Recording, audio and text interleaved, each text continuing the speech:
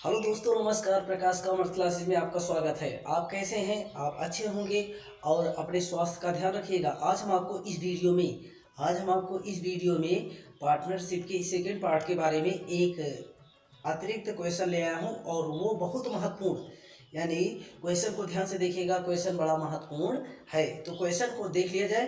Question को देख लेते हैं। क्वेश्चन को हम आपको स्क्रीन में पहले से ही दिखा देते हैं।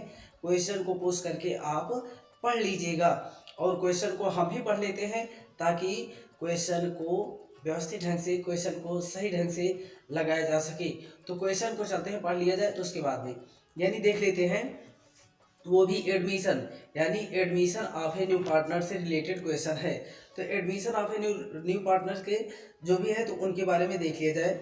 तो इसमें लिखा है कि इसमें दिया है एक फर्म में, यानी कहा एक फर्म में ए बी 3:2 के अनुपात में वो लाभांश बांटते थे। एक फर्म में जो कहा कि ए बी है, ए और बी दो साझेदार के नाम और 3:2 के अनुपात में लाभांश बांटते हुए साझेदार हैं, उनका आर्थिक चिट्ठा ये दिया गया है, नीचे दिया गया। तो इसमें लिखा है दायित्व पक्ष में, तो दायित्व पक्ष में देख लेते हैं। लेनदार 15,000 के हैं। फिर इसके बाद में लिखा है पूंजी ए और बी की, ए की 30,000 और बी की 25,000। फिर लिखा है संचय 10,000 का।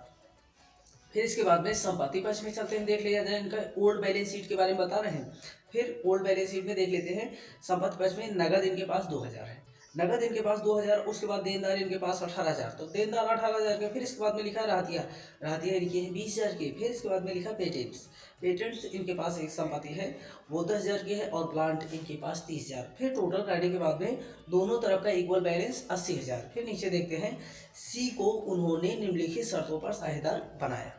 जो नया साझेदार आया जिसका नाम है सी, वो नया साझेदार के रूप में आया और उसके बाद में कहा कि वो यह शर्त उसको अगर मंजूर होगी तो उसको प्रवेश दिया जाएगा। तो देखते हैं नंबर आ, वह फर्म में, यानी वह फर्म में या फर्म के लाभों में 1/4 हिस्से के लिए आ रहा है और कितना पूंजी देगा?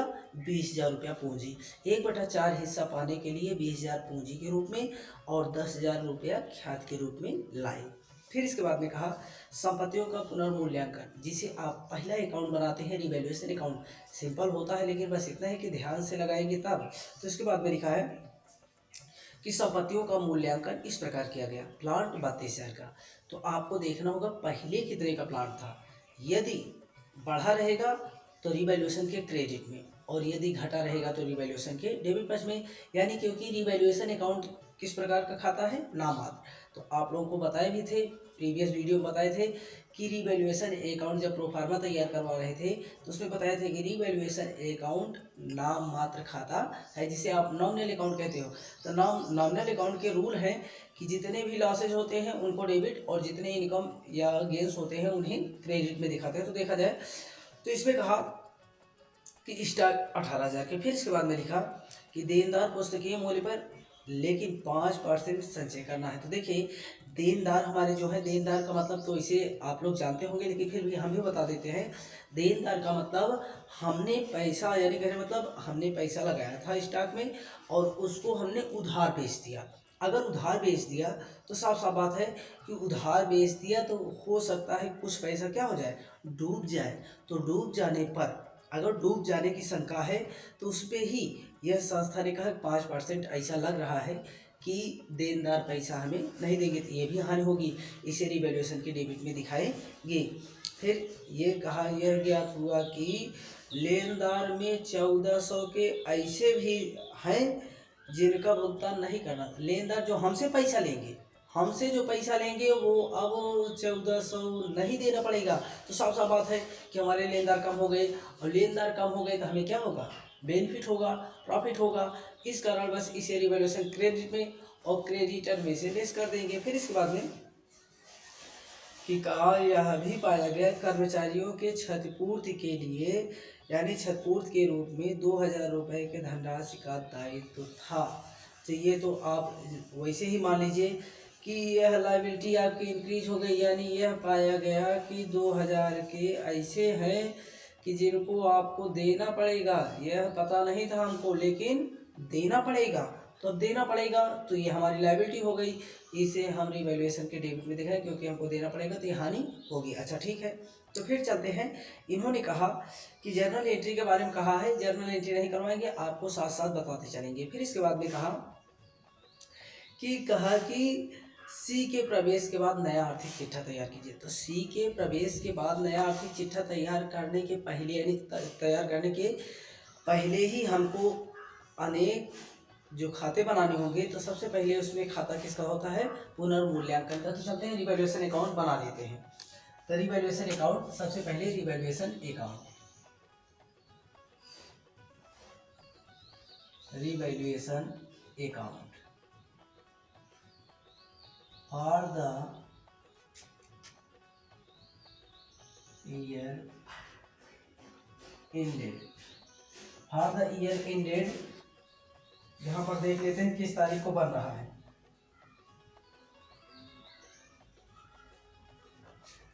और कुछ नहीं दिया तो इसे डैश कर दीजिएगा। चलिए काला बना लेते हैं।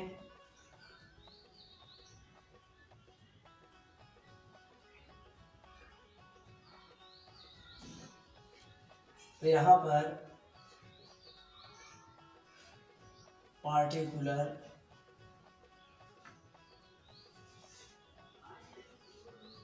Amount debit, particular amount credit, इससे तो इसे क्लियर है, ये है, यानी ये कॉलम आपको बनाने होंगे। तो कॉलम देख लीजिएगा, पार्टिकुलर अमाउंट डेबिट और पार्टिकुलर अमाउंट क्रेडिट।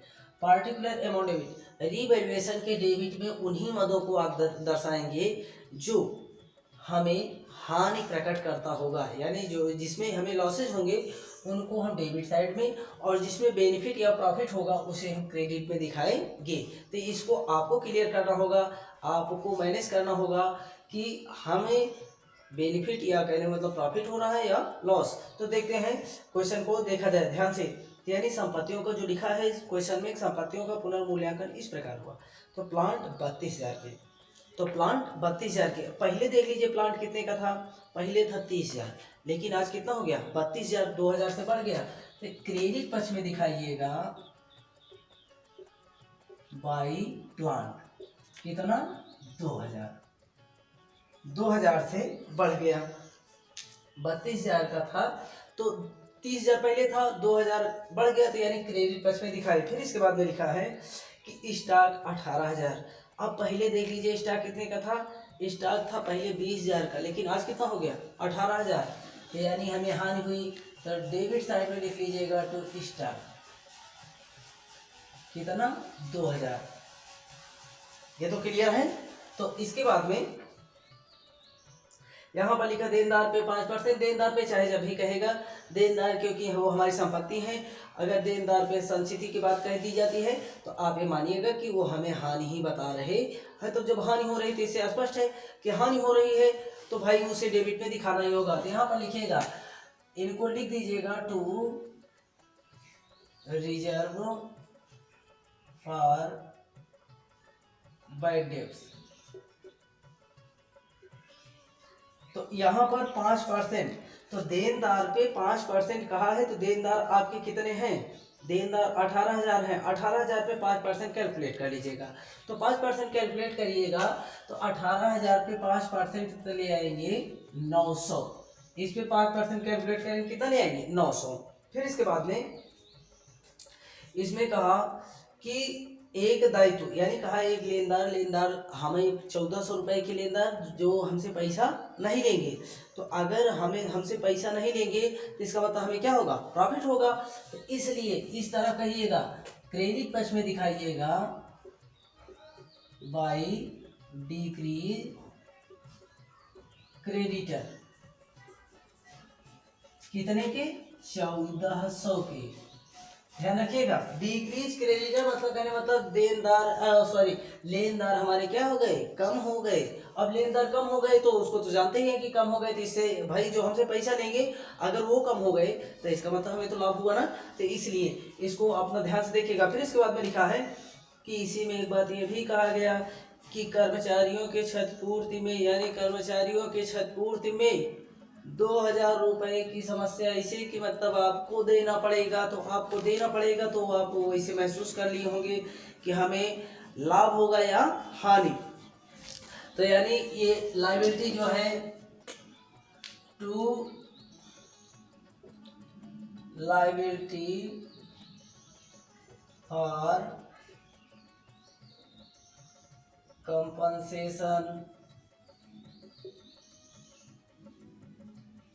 तो कितना 2,000 रुपया।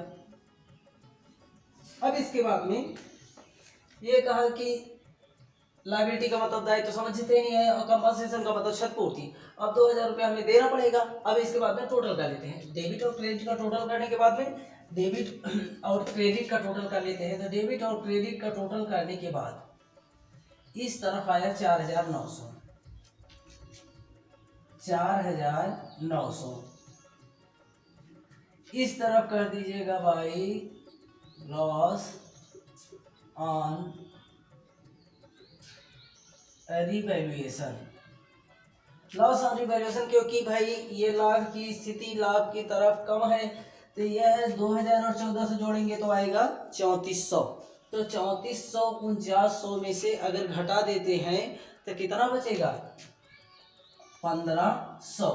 तो ए और बी को 3:2, ए और बी को 3:2 में ऐसे जैसे कि 1,500 है और ए और बी का अनुपात कितना है 3:2। तो इनके बटा 3/5 लिख देंगे। तो ए का ये निकल के आएगा और बी का जब निकालेंगे तो 1,500 × 2/5। तो इसे 5 × 3 = 15, 3 × 3 = 900 ए का हो गया और 300 को 2 से गुणा करें तो 3 दूनी 600 बी का हो गया। ये तो क्लियर है। अब इसके बाद में चलते हैं फिर आगे की बात। अब इसके बाद बना लेते हैं पार्टनर्स कैपिटल अकाउंट।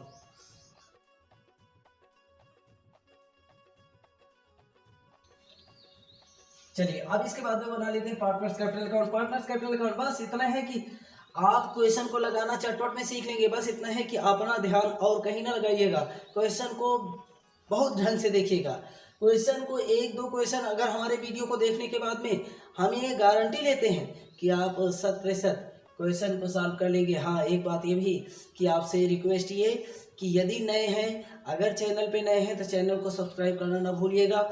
और उसके बाद में साथ साथ यदि हमारी वीडियो अच्छी लगे तो लाइक और शेयर भी करिएगा, जिससे कि हम आप लोगों को जो भी वीडियो अपलोड करें आप लोगों के पास नोटिफिकेशन उसका पहुंचता रहे। तो चलते हैं पार्टनर्स कैपिटल अकाउंट बना लेते हैं। यहाँ लिखिएगा partners capital account A B and C. Particular लिखिएगा, ए का कॉलम, बी का कॉलम और सी का कॉलम, ये इसी तरह बना लीजिएगा।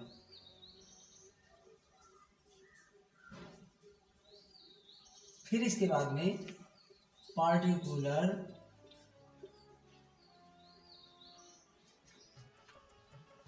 ए बी और सी।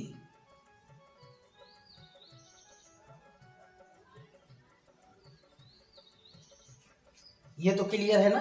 देख लीजिए कॉलम, यानी कहने मतलब ए और बी पहले से थे, एक नया साझेदार है जिसका नाम है सी, वो भी आ गया। अब कोई बात नहीं, चलिए ठीक है, ए बी सी ये हो गया। सबसे पहले आपको इसको बनाने से पहले बहुत ध्यान से कोई सा वीडियो को स्किप ना करिएगा, बढ़िया से देखिएगा, जिससे कि आप पॉइंट टू पॉइंट समझ सके। तो चलते हैं देखा जाए।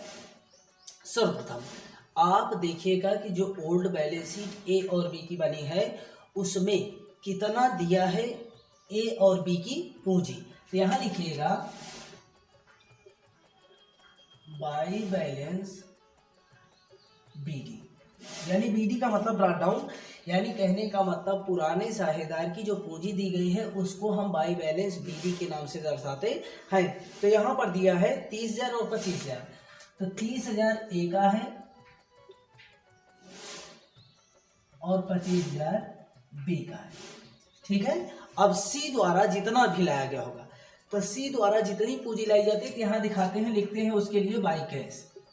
अब एक बात आप ये पूछ सकते हैं कि बाई कैश क्यों लिखा गया, तो एंट्री करिएगा। इसके लिए जब नया साझेदार पूंजी लाता है तो पूंजी लाने पर हम एंट्री करते हैं cash account debit to new partners capital. तो न्यू पार्टनर का नाम सी क्रेडिट है, जिस कारण बस लिखे बाई कैश। अब इसके बाद में कितना ले आया है देख लेते हैं। कितना पूंजी लाया, 20,000। तो 20,000 ले आया है, 20,000 दिखा दीजिएगा। फिर इसके बाद में नए साझेदार द्वारा लाई गई गुडविल। गुडविल ब्रैकेट में लिख दीजिएगा यस आर। सेक्रीफाइस रेशियो में इसको बांटते हैं। हाँ, एक बात ये भी ध्यान रखिएगा, सेक्रीफाइस रेशियो निकालना कंपलसरी तब होगा जब इनका न्यू रेशियो कैलकुलेट करके क्वेश्चन में दिया रहेगा तब। फिर से हम रिपीट करते थे, सेक्रीफाइस रेशियो मस्ट तब होगा, कंपलसरी तब होगा जब इनके न्यू रेशियो कैलकुलेट करके दिए होंगे तब। इसको विशेष ध्यान रखिएगा, हमारी बात को एकदम अपने माइंड में फिट कर लीजिएगा। चलते देखा जाए गुडविल, और यदि नहीं दिया है तो वही ओल्ड रेशियो उनका मान लीजिएगा सेक्रीफाइस रेशियो है। तो यानी इसमें तो कुछ दिया नहीं है, तो फिर इसके बाद में सेक्रीफाइस रेशियो उनका वही मान लेंगे, लेकिन लिखिएगा जरूर। अच्छा, कितना ले आया था ख्याति, 10,000। तो 10,000 ले आया था, तो 10,000 को हम बांट लेते हैं। देखिए ए को कितना मिलेगा, 10,000 का इनका हिस्सा कितना था, 3/5। तो 5 दूनी 10, 2,000 आए। 2,000 को 3 से गुणा करेंगे तो 2 तिहाई 6,000, और 2 को 2 से गुणा करेंगे तो 4,000। ठीक, इसमें तो कोई दिक्कत नहीं ना। अब इसके बाद में अब आगे प्रक्रिया देख लेते हैं कि इसके बाद में यहां पर लिखा कि अपने बुक में देखिएगा सामान्य संचिति अवितरित लाभ लाभांश खाता। इस बात को जरूर ध्यान रखिएगा, सामान्य संचिति लाभांश खाता अवितरित लाभ तो नहीं दिया है। अगर दिया रहेगा तो पुराने साझेदार आपस में बांट लेंगे। तो इसमें देख लेते हैं, क्वेश्चन में दिया है सामान्य संचिति दी गई है, तो सामान्य संचिति दी गई है तो इसको दिखा दीजिएगा by general reserve. General reserve, और यहां पर दिखा दीजिएगा 10,000 है तो वैसे बांट दीजिएगा 6,000 और 4,000, यानी 10,000 को बांटे तो वही 3:2 में बांट दिए, तो यानी आया कि 6,000 और 4,000। फिर इसके बाद में इसके पहले जो बनाए थे लाभांश खाता, तो लाभांश नहीं बल्कि रिवैल्यूएशन अकाउंट बनाए थे। तो रिवैल्यूएशन अकाउंट बनाए थे, उस पर लाभ नहीं बल्कि हानि आई थी। तो हानि, लाभ रहता है तो क्रेडिट में दिखाते हैं और हानि रहेगी तो डेबिट में। तो यहाँ लिखिएगा टू रिवैल्यूएशन अकाउंट।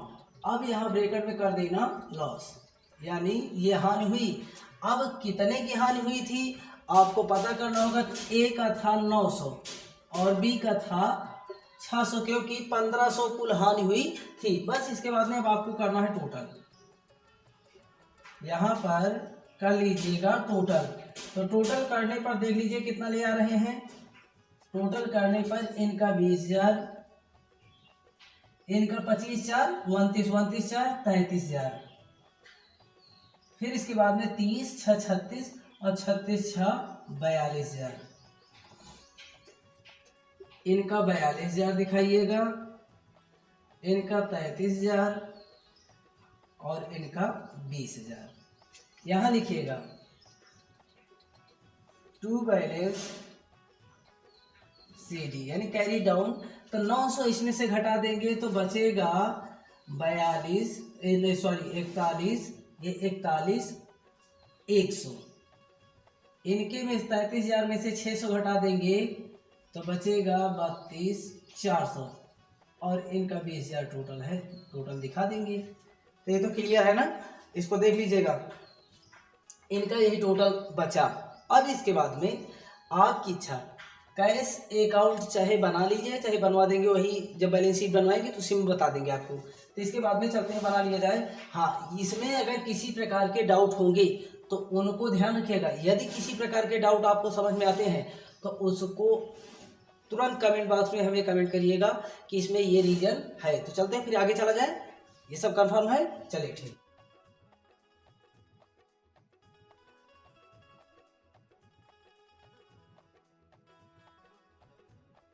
वर्क करेंगे तो यहाँ बैलेंस शीट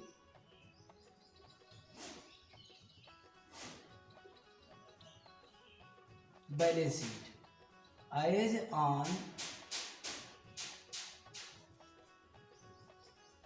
यहाँ पर बैलेंस शीट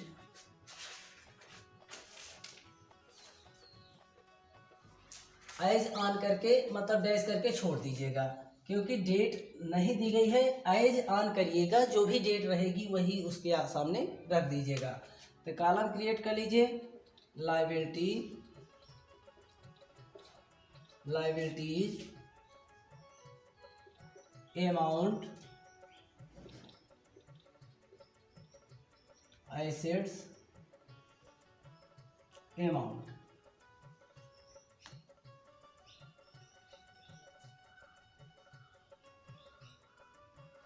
कॉलम इसी तरह क्रिएट करेंगे, इसमें तो कोई दिक्कत नहीं। अच्छा, फिर इसके बाद में लायबिलिटी पक्ष में सबसे पहले तो लायबिलिटी में लिखिएगा पार्टनर्स कैपिटल,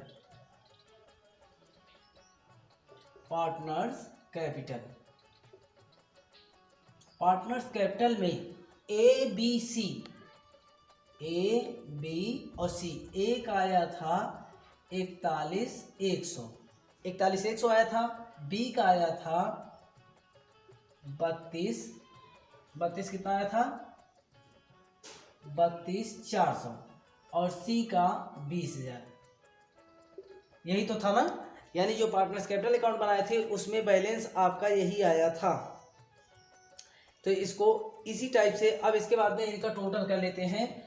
तो ये 00 4A5 2A 3 4 3 7 7 2 9 93,500 ये है कैपिटल का जो भी टोटल था, ये कैपिटल का।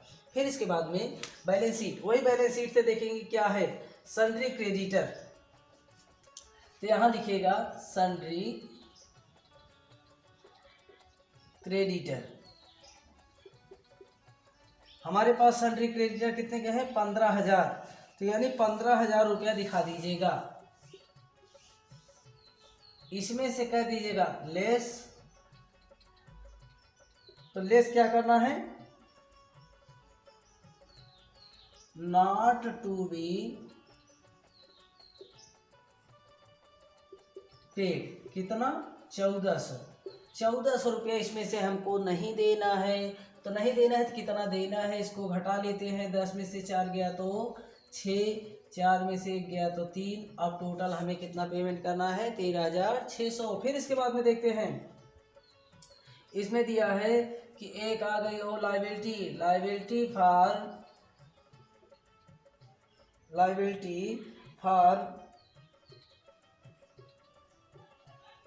For compensation. अगर आपको याद हो तो जो कहा था कर्मचारियों के लिए कितना बढ़ गया था 2,000, तो वो आपको पेमेंट करना पड़ेगा। फिर इसके बाद में देखते हैं, इस तरफ आते हैं, लिखा जाए कि कैश। तो ध्यान रखिएगा कैश अकाउंट आपका पहले कितना था उसको ध्यान रखना होगा। पहले आपका था 2,000, इसको विशेष ध्यान रखिएगा। हम अकाउंट नहीं तैयार करवाए थे। नया साझेदार कितना पूंजी लाया 20,000 और नया साझेदार ख्याति कितना ले आया था 10,000। इसको अगर इसमें किसी प्रकार के डाउट होंगे तो उसको हमको बता दीजिएगा। 2,000 रुपया आपके बैलेंस शीट में पहले से कैश का बैलेंस दिया गया है। नए साझेदार द्वारा जो लाई गई पूंजी है उसको भी इसमें ऐड कर लेते हैं। नए साझेदार द्वारा जो गुडविल लाई गई है उसको भी ऐड कर लेते हैं। तो इनके टोटल को हम यहाँ पर कैश का बैलेंस दिखा देंगे। टोटल कितना आ गया 32,000। फिर इसके आगे फिर इसमें दिया है डेप्टर, तो यानी दिया है देनदार, तो लिख लीजिएगा डेप्टर। देनदार को आप कहते हो डेप्टर है आपके 18,000 की। इसमें से कर दीजिएगा लेस रिजर्व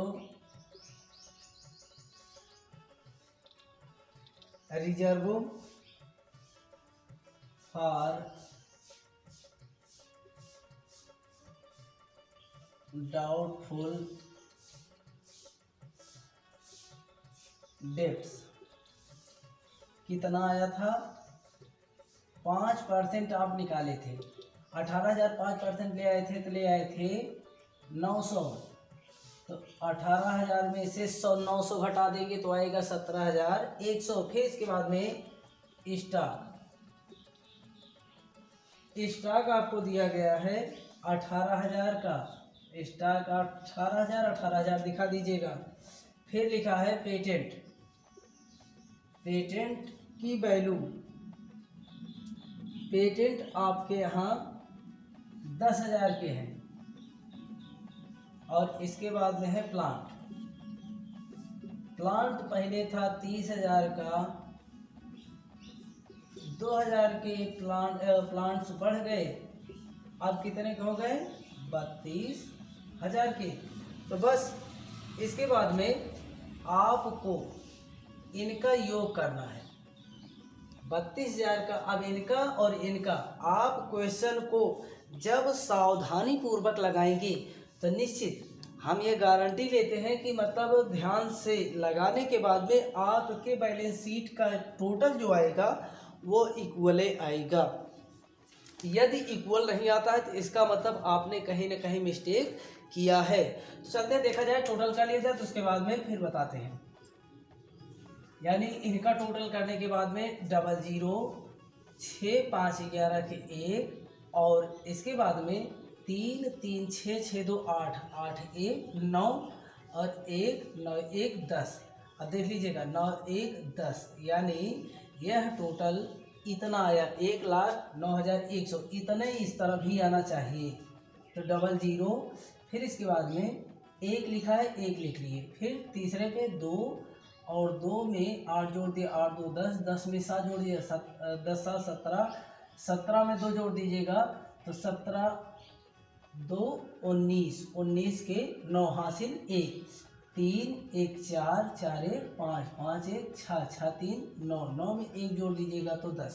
तो देख लीजिए, वैसे समझ गए होंगे कि टोटल दोनों तरफ का इक्वल आया, इसका मतलब क्वेश्चन राइट है। तो अब इसलिए हाँ, आज का वीडियो यहीं तक। अब इसके बाद में हम आपसे चाहेंगे कि आप वीडियो देखने में आपको कैसा लगा इसको कमेंट करके बताइएगा। और यदि वीडियो समझ में आया होगा तो चैनल को सब्सक्राइब करिएगा, लाइक करिएगा और शेयर भी करिएगा। और इसी तरह की वीडियो हम आप तक पहुंचाते रहेंगे। तो वीडियो देखने के लिए धन्यवाद। आपका दिन शुभ हो।